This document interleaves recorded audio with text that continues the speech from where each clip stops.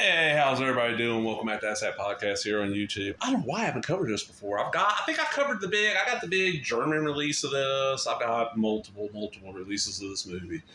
This is the 5-disc complete collector's edition of Harrison Ford, Blade Runner. And it got that nice metallic hollow foil, whatever you want to call it, cover. Got the back, all the extras. I'll end up getting the 4K. I already know it. This is one of those films where I'll buy it. It's like Chainsaw. I'll buy it on every format. You know, Phantasm's another one of those. There are certain films I just end up owning on every format, and this is definitely one of them. So, open up, look at the inside. Got a decent little book. You don't really get books anymore, even like big sets like this, it feels like. And the final cut.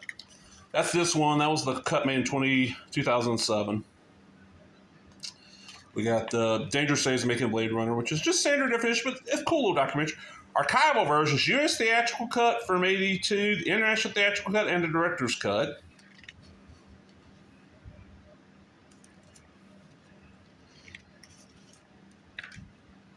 Enhancement Archive, the standard definition. Inception, Electric Dream, Remember the K-Deck, a bunch of like extras. Enhancement Archive. Then we get the work print.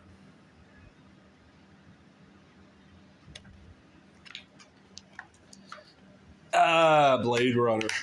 I probably told the story before. I'm going to tell it again. Okay, so when this came out, 82? My brain always says 82 for this. 82. Okay, so I would have been, like 7. I thought I saw like 1 or 2 trailers. Oh, space movie. Han Solo, sci-fi movie. Han Solo fighting like human-looking robots, kind of like the thing in Alien. Okay, favorite uncle, go take it, please. Oh, I want to see it. He wanted to see it too, so we went, and I'm sitting there the whole movie going, this fucking sucks. Now, that was the theatrical cut with the Harrison Ford narration, which I don't mind.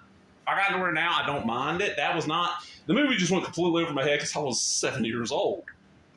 Yeah, I mean, this is not a movie for a kid that age, not because of everything else. I mean, there's some graphic violence. Is there nudity? I think there's a little bit of nudity. There's some language. It's like, this go over a kid's head. They ain't gonna do this. I didn't see this fucker again until I was 12, 13. I'm doing the years here in my head. I'm trying to figure it out.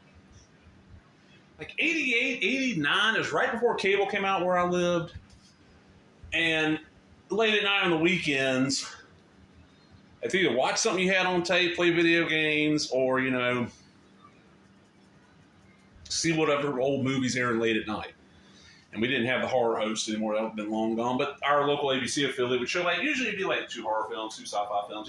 It'd be a little bit of a theme. And one night they showed, damn it, it's the Sean Connery one about the ants. Is that Outland? It's like the Western space. I wasn't real impressed by that. Then at 2 o'clock in the morning, Blade Runner's coming on. I guess I'll watch it. And I fell in love. And this is like the cut for TV version. I went out and rented it soon and bought a copy, and since then I've owned it on multiple formats. Preferred version? I'm of the mindset that it's according to what version you're watching is if the big question, what answer you get for it. Because for me, after I watched it, not that first time on regular TV, not that first time when I really got it, or thought I got it. After I bought the VHS and watched a couple times, I'm like, wait a minute, is Deckard a replicant? I'm like, and then, it's according, so if I'm in the mood to say he is, I prefer Final Cut. If I'm in an ambiguous mood, I'll go for the theatrical cut. I'm not real big on the international cut. The work print is interesting. The work print is very, very interesting for this film. Just, Blade Runner. This is the film that every time I get a new TV and I want to test it out and see how good it actually is, how good the pictures, I put this on.